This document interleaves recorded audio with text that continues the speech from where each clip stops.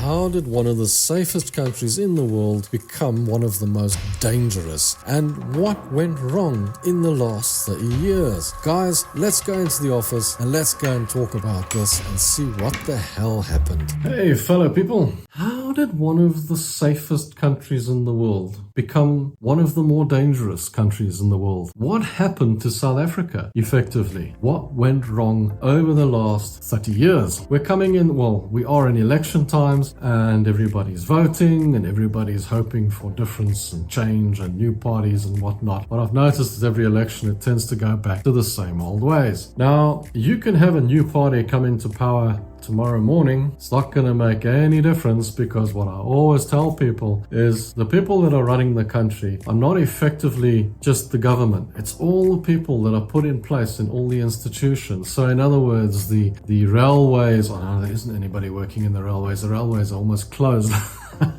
But I mean, the municipalities, the police, the army, all the government departments, all the things that run the country, those people are not voted into power. Those are permanent jobs, and those jobs get filled over time. So if you took over the government tomorrow, you would still have the same people working for you. So you can't just change the country like that. That's not going to happen. If I look at the scenario, it's a bit like, let me put it this way. It's like a football team. If you know anything about football or even rugby, let's talk about it. If you have a football team and it's not doing so well, what do? You immediately change the coach, team manager, or whatever you call it, depending on the sport. Football can be the manager or the coach, but the head coach. So the head coach gets fired, you bring a new head coach in. Okay, I admit there's no voting here, but the CEO brings in a new head coach with the hopes that he's going to change everything and they're going to win the league next year, even though they came pretty close to the bottom last year. What's the difference? You've still got the same team and you've got a new head coach. All the head coach is going to do is he's going to tweak things a little bit, maybe change the system and make the players play a little bit of a different way, but you've still got the same players. You've still got the same players in the team. The head coach's job effectively is to change the players over time, but he can't do that in one day. He can't do that in one transfer period. It takes him a couple of seasons or a couple of years to rebuild that team into the way he wants it to work, and he turns it into, let's say, a winning team with new players in the field. Now, the same thing goes for a new government. A new government comes into power. The thing is, they have to change those players over time so that they can afford some success. So whoever comes into power would have to change all those players. Now, unfortunately, the government we've got at the moment did change those players over the last 30 years, and unfortunately, they changed them for relegation players. They changed them for players that are getting relegated to a lower league. It's gone really bad. It's gone the opposite way. In fact, things haven't gone better, they've gone worse. We've got a higher crime rate. Our universities that used to be rated in the top 3 are now rated down in the hundreds.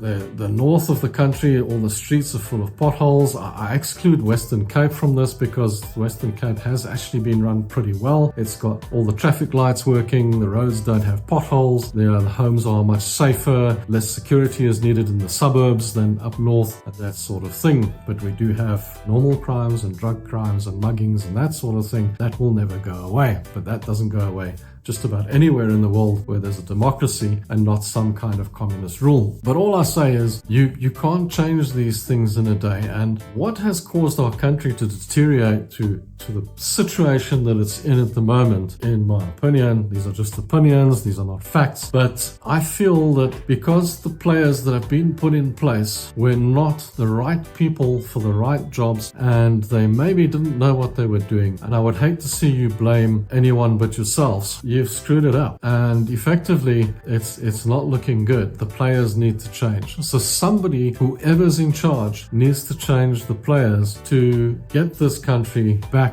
on the right track and turn it into a winning team again. Whether that's the same party or whether it's a new party that takes over and does it, it needs to be done over time. It won't be done in a day, and unfortunately we've been dragged down into a really bad place with all the corruption and whatnot. You know, you lead by example, and when when you have a situation where 550 billion that comes into the country from the World Health Organization simply disappears, where the president has money hidden in his couch, where people are showing off Gucci and driving around in fancy Mercedeses all the time, and there's people starving, people that are hungry, people living in what we call townships in shacks that don't have anything. Why are you voting for these people, man? They're showing off in your face. They're sticking your ass in your face, man, and they're laughing at you. You're sitting there hungry and starving, and you go out and you vote for this person to be in charge of your country. And believe me, it's not their country, it's your country. You, the person who's sitting there struggling to get by, it's your country. You need to make the change. You need to make the difference in this country and get us back on track, because it's not fair the way things are going on, the way these people are carrying on, stealing all the money, taking everything for themselves. We call it the Gucci gang, man. They're running around with Gucci bags and fancy cars and fancy houses and flying around with your money. This is not money that comes out of their pockets. This is your money, your coffers from the tax. The tax system is bankrupt. How the hell does that happen? Guys, it's all about, we need to change the players that are in the field. And once those players get changed, then maybe our country can come back